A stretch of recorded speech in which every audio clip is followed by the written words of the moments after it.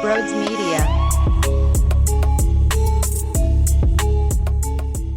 What is going on, everybody? Welcome on in to Sports Talk with Broads. It looks like the Sixers got their guy.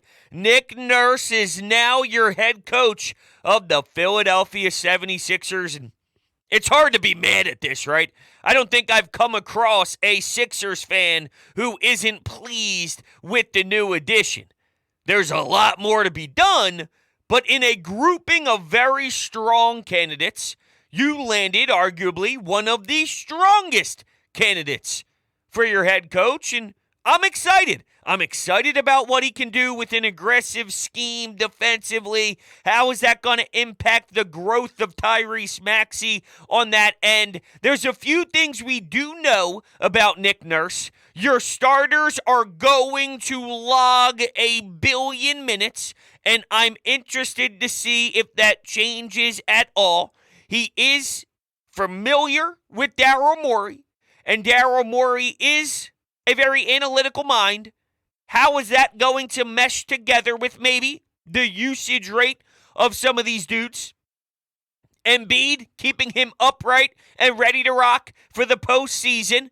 He will not be afraid to wear you down and put his trust in the big dogs, which I don't mind. I think that's how you're supposed to win. You go out with your top performers.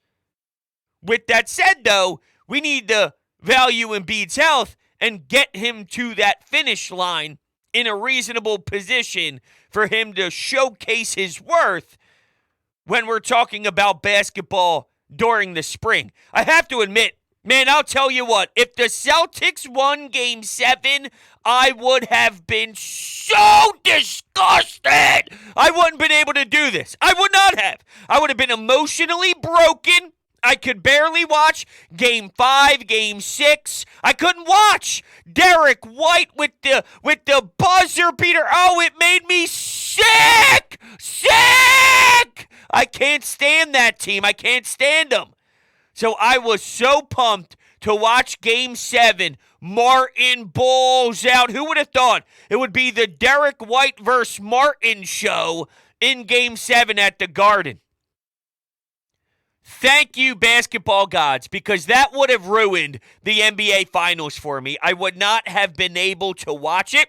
I would not have been able to enjoy it, even with Jokic balling out. And you know here that we take our shots with Jokic. If Jokic goes out and wins an NBA championship, fine. I don't care. I don't really hate him. I just hate the fans of Jokic that lay out such a stupid message during the best center in the league stuff. But when you play this well and Embiid falls short in the second round and doesn't have a strong end to Game 6 and no shows in Game 7, you have a free pass. Say whatever you want. Jokic can go win 1 billion championships as long as the Boston Celtics fail. Then by all means, right? I mean, we watched Boston go through a historic collapse with their hockey team. The Bruins fall apart. They had this huge monster regular season, historic, one of the best we've ever seen, and they can't get out of the first round. You would think that, well, look, the sports gods, they might hit you with a low blow, but they'll make sure to make it up with coming back down 3-0 and winning Game 7 in your own court or on your own court. And whew, thank you, thank you, thank you, thank you, thank you, thank you, thank you, thank you, thank you, thank you, thank you, thank you, thank you. Oh, you might say I'm a loser for being this excited about a Celtics loss. Fine. I had a buddy of mine who the moment the Sixers lost, FaceTime me. You ready to talk yet? And I love you, Tig. If you're listening to the show, thank you, man. I do love you. And he asked me, when are you ready to talk? And I sat on that text for a bit of time because I thought it was unfair to have me speak when I was clearly damaged. So, of course, I texted him the second Game 7 ended and said, I'm ready to talk whenever you are. I'll be ready this week. Because that's the only way I think that we are both on the same wavelength is when you're in your feels and you're down and out and you're broken.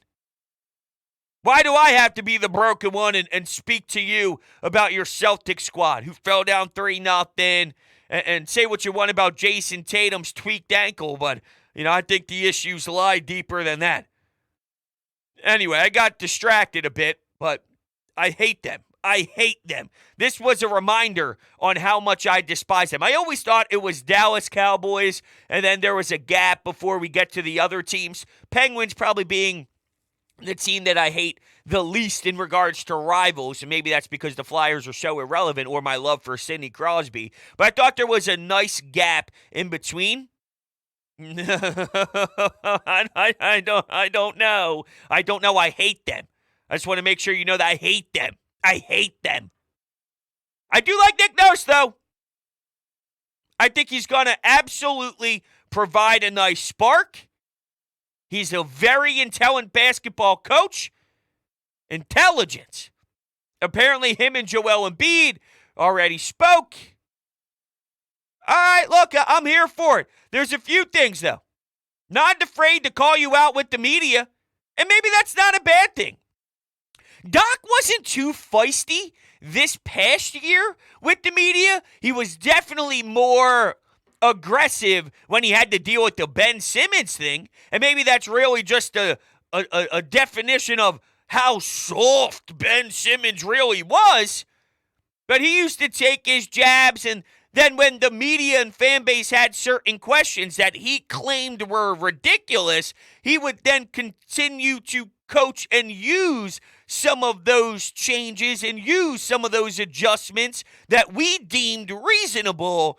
And he thought, no way, you want me to pull Ben Simmons? You want me to yank Ben Simmons? Yes! Yes! He can't make free throws. Yes! But Nick Nurse, he has a history. Excuse me, Pascal Siakam? I don't care where you fall on the list of talent on my roster. If I think what you're doing is unacceptable, I will take shots in the media if I feel that's the button I need to push to get you motivated to fix the problems.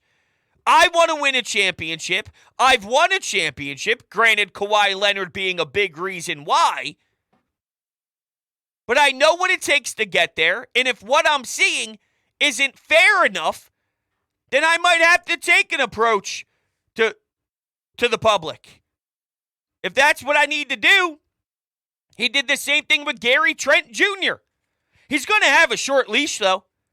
If you're in the doghouse, you may very well be in the doghouse.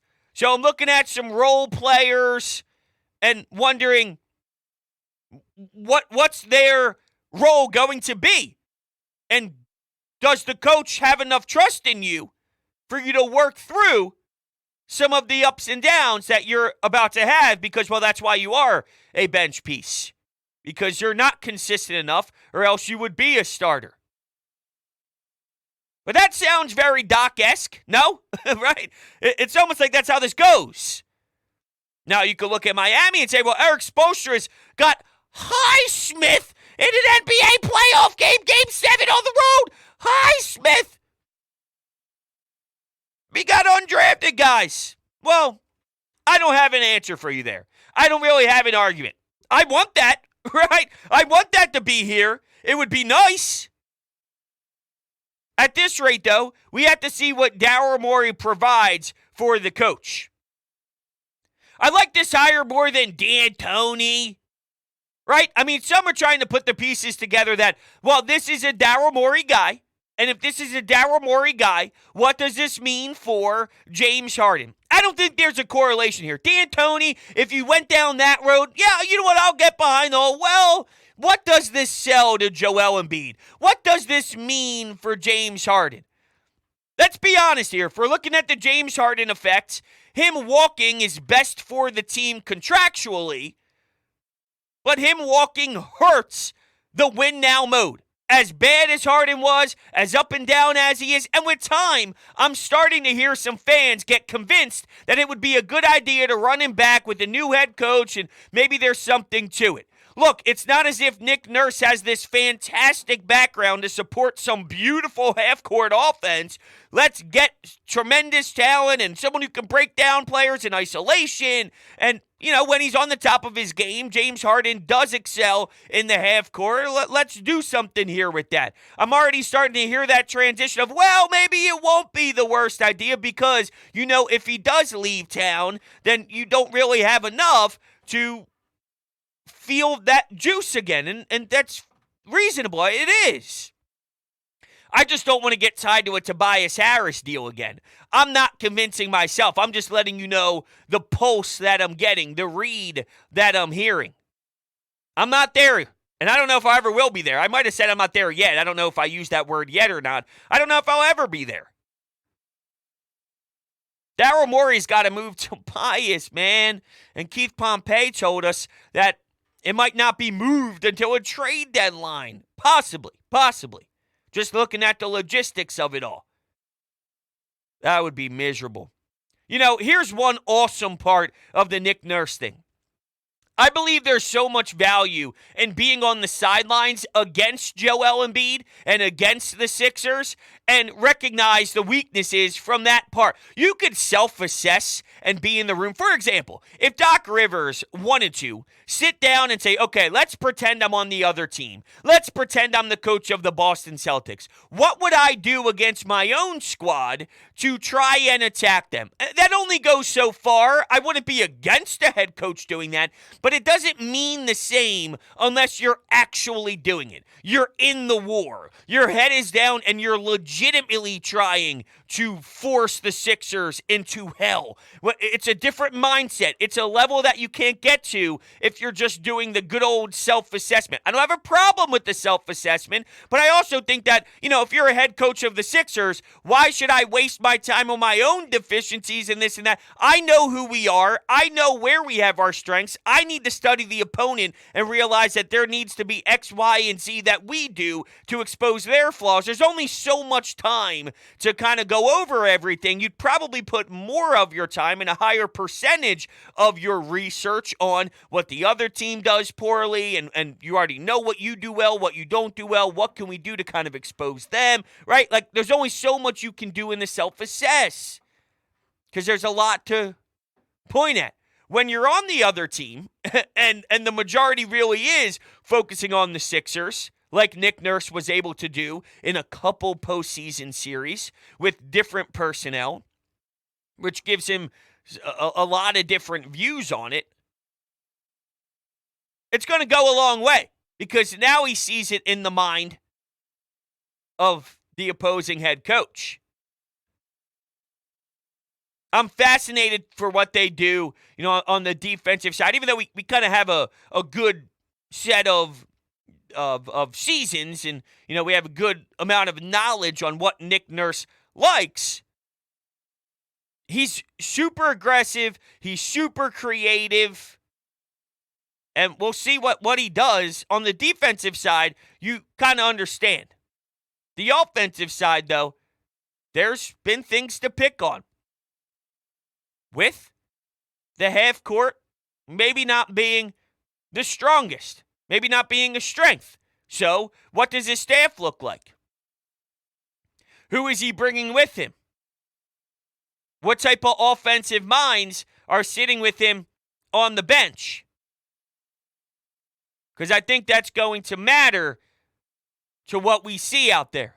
And, of course, it's hard to speculate when you don't know who your primary ball handler is, when you don't know who your point guard is. That's going to go, wait for it, a long way. An extremely long way. Is it Maxey? Is Embiid doing more as a point center? Do you find somebody who you didn't anticipate being here right now? Can you get off Tobias's deal? Can you bring in some depth players because of that and just bring in two players to help fill out this roster to make them deeper? These are all great questions. But in regards to their options here, I like it more than Monty Williams. I would have been fine with Monty Williams. I like it more than Sam Cassell. I would have been totally cool with Sam Cassell. Mike Budenholzer would have been awesome. There was a lot of good options out there. But even within those good options, I think you landed one of the best. One of the best. I think he's in the same category as Budenholzer. Both of them would have moved the needle the same exact way for me, even though I think Nurse was a tad higher on my list. You could have sold me Mike Budenholzer any single day of the week. Any day of the week, no matter what national media says about the way he handled the Bucks in certain postseason runs, and no matter what he says about Giannis, what he says about rotations. And here's another part to this. We're down. We're really hurt. This is a sexy job. Nick Nurse was a high priority for a lot of teams. You get a chance to work with the MVP of the league. You don't just laugh at that. You don't pretend that that's nothing. They view the Sixers as a real chance to legitimately compete. Say what you want about that. You could say they're wrong. You could say they're stupid. You could say they're dumb. You could say they're being naive. That's your opinion. I'm saying the NBA world looks at a president of basketball operations who is highly regarded around the league. Maybe it's as simple as Nick Nurse feels comfortable because of his relationship with Daryl Morey, because of the times that they spent in a different organization together, albeit the D-League, but having success there. When you get a chance to get your hands on someone as skilled as Joel Embiid, you start foaming out the mouth with joy, like salivating. You can't imagine. That's all you dream of when you're a coach. That's what it's all about. I think this is great. There's 7, 8, 9, 10 things to worry about now, but this was part of the checklist of the important offseason for who they're going to be next year. They have a hard task in front of them, and that's to get the fan base back on board, to enjoy a regular season, to enjoy the first time the team tips off for next October, to get the fan base to rise again and not just claim they have to wait until the second round. They did this. But in regards to what they can do to help that process out, landing a head coach was on that list, and they checked that off with a big A+. I haven't heard a soul disappointed. Even when Doc Rivers was fired after Brett Brown, everyone hated Brett and really wanted his ass into a different city. When Doc was mentioned as the dude, it wasn't 100% thumbs up. Not every single fan was like, okay, here we go. Well, the 3-1 leads. Well, this, well, that. Well, Paul George's comments. There were some things to dive into. I haven't had an opportunity yet. I'm recording this before the best show ever on Tuesday. It was clearly Memorial Day weekend. So maybe my opinion changes if we do take some calls and there is some angry ones that, well, we should have did something different. Maybe we should have gave Sam Cassell the opportunity. A hungry coach hasn't really had that chance yet. Maybe there's something to, really trying to prove his worth compared to going with a veteran who already has the championship ring. What is there to lose? They already have the hardware. Are they going to be as in where Sam Cassell would have to show the NBA world, I am great. I am one of the best. I deserve to be here. I've been grinding as an assistant coach. I've been working on coaching staffs nonstop. I tried to gather all the info under Doc Rivers. You ready for this? I don't know. I'm spitballing. I don't know. But as of right now, the consensus was that everyone's on board. I'd be surprised if it does go a different way. But ultimately, 2 thumbs up for me. And we'll go to the Anytime Hotline now. We have, let's see here. All right, let's pull this up. We have to make sure the sound is on properly. Okay. All right, let's go to Sean. We'll kick things off with Sean. I think this is a solid first step for the Sixers, Hunter, to try to get back on track and try to get that NBA championship.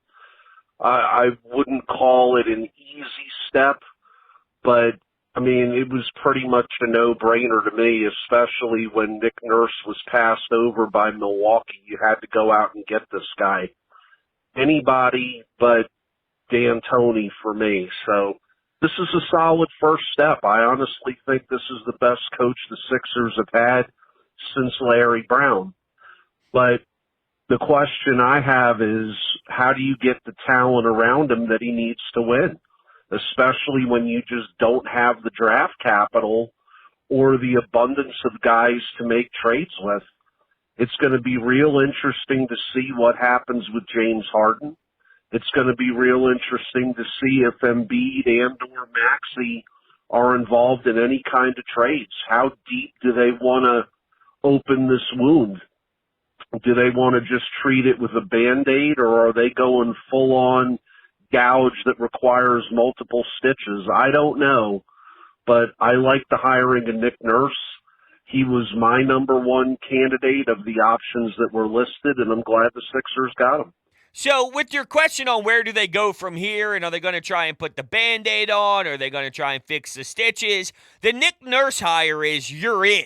You're in. You're in. Go in. Let's go win a championship mode. I don't see them trading Maxey. I don't see them trading Joel Embiid or anything nuts like that. When you hire Nick Nurse, I'm pretty sure when they sat down in Daryl Morey's office, there was one thing in mind. How do we win a championship? I want to win a championship. So I don't think the questions need to be asked anymore on, there's certain things in regards to how do you shape the roster, especially with the unknown of James Harden, to be at the level where they're in the Eastern Conference Finals. That's legitimate. That's real. But in regards to, do we take a step back to go with a different approach? I don't think that's the case. There's no step back. This is it, right? Like, you might move on from James Harden and then have to run with Maxey, which will hurt you a bit. But if you make other moves and get cute and fancy and creative three-team trades and move on from Tobias and this and that,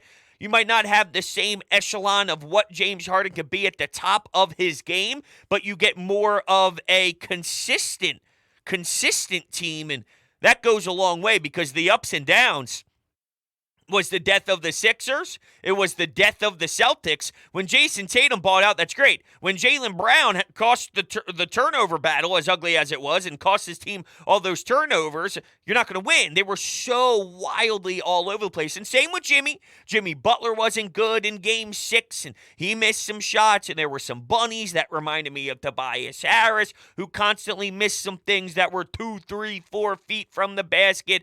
And I get it. It wasn't like Jimmy Buckets was nonstop elite lethal either. Maybe you could say that's just how it goes in this league. That's where you need to get your expectations changed, because if you're going to ask someone to be nonstop the same level every time they touch the floor, well, we didn't see it in the Eastern Conference Finals, although it looks like the Nuggets are really a solid piece that know how to be it more times than not.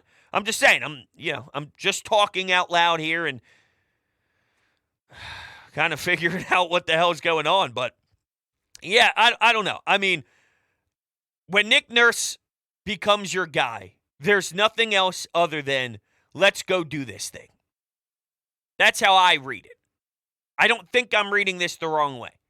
In regards to him being the best coach since Larry Brown, I thought you were going in the Joel Embiid era when you first started that sentence. And I'll stick with that. With Brett Brown, and sure, Larry Brown is, we all know Larry Brown and what Larry Brown is and what he did on those sidelines. I'm not comparing anybody else to that, but just strictly looking at the Joel Embiid era and since his time here. Nick Nurse does seem to be the best compared to Brett Brown, and the Doc thing, It's always been an uphill battle for me. He definitely doesn't deserve the hate that he gets. I think Nick Nurse has the ability to be more hands-on and strategic and just schematically aggressive and put his fingerprints more on things. There's stubbornness in Nick Nurse. It's not all beautiful dandelions and unicorns and roses. And trust me, go read some of the criticisms with Toronto. Granted, his talent started to decline nonstop, and when the talent declined, that was moving Nick Nurse out the door quicker, which is normally how this league goes. Doc was, I won in this league doing this. I'm never going to change. This is me. Nick seems to have more versatility and more willingness to try different things, even within his own stubbornness, which every coach does have their stubbornness and their beliefs and concepts that they'll hold tight on. And then there's some others that they're more willing to have a leisure way about going about business with. But yeah, I mean, I think Nick Nurse has the ability to absolutely be one of the more X and O's hands-on level of coach that I'm excited to see. Let's go to Andre. Hey, bros. Well, step one's done. We got a new coach. That's great. But I still think we need to improve this roster. I don't know. Looking at Coach Nurse there in Toronto, it seems like his style is more scrappy, feisty, guys running around. I don't know if we got the roster with that. You know, we got older guys with James Harden, Joel Embiid, PJ Tucker. I don't know. I mean, I think we need to change the roster a little bit, get some more maybe younger, fresher legs, better athletes. I don't know. But looking forward to it. So, PJ is old. Joel is going to be 30. You do have to be thinking about his body, though, throughout the regular season. Yeah, he wears you down. Guys were beat up. Guys were definitely destroyed by the end of the Raptors' run with Nick Nurse, especially guys who have played for him for a long-ass time, multiple years, multiple journeys. You know, they've deflated over the years, and it put a lot of toll on their body, no doubt. So I'm with you. I don't know, and I can't wait to see what Nick Nurse does. Maybe he tweaks some things. Maybe there's a different style to his brand because he knows PJ Tucker can't run around the same way other wing players could run around in Toronto. I like Tobias defensively, but I really don't want Tobias Harris here anymore. I need more. I need more guys. You need more guys. And the only way I see it's a situation where you get more guys is Tobias's money needs to be moved. I'm hearing it from everyone, though. The roster. Yes, Nick, fantastic move, the roster. I like Nick Nurse, the roster. Everyone's using the corny joke. You went from a doc to a nurse. We need a new roster. Can't do it all at once. You're right, though, but you can't do it all at once. We'll close things out with Aiden. I am absolutely hyped about the Nick Nurse signing with the Philadelphia 76ers. He was my number one option. Personally think he was better than any other coach that was out there, Budenholzer, Monty Williams. I honestly have more faith in Nick Nurse than I had in both Brett Brown and Doc Rivers. Yes, Nick Nurse has his flaws, but people knew that Doc Rivers and Brett Brown had bigger flaws, I feel like. Overall, a great signing. I hope him and Joel can mesh together. Still going to be interesting to see what Daryl Morey does with the roster this offseason. Hopefully, even if Harden doesn't say, we can get a sign and trade going or something. We need to do that. We need to maximize the sign and trade. Oh, boy. Oh, boy. Oh, boy. Ramona Shelburne was discussing why Doc got let go. Apparently, he was too aggressive on holding James Harden accountable off the court. Keep in mind, when national media tells a story, there's normally an agenda behind it. but offense didn't cater to him enough. Excuse me? Is that a James Harden thing? Or is that a Daryl Morey thing, getting rid of Doc Rivers because he didn't think it was catered to James Harden enough? I thought this was silly, and maybe I'll bring this up on a later date because we're wrapping the show up now. We'll put a pin in it. All I saw was an explosive two-man game and a very effective two-man game, which was led by James Harden. I don't know what more you can ask for. Anyway, remember, there's always an agenda when it comes from somebody like that. Putting a pin in it. Thank you guys all so much. You're the greatest. Nick Nurse, your new head coach. We'll be talking soon. See you on the next one.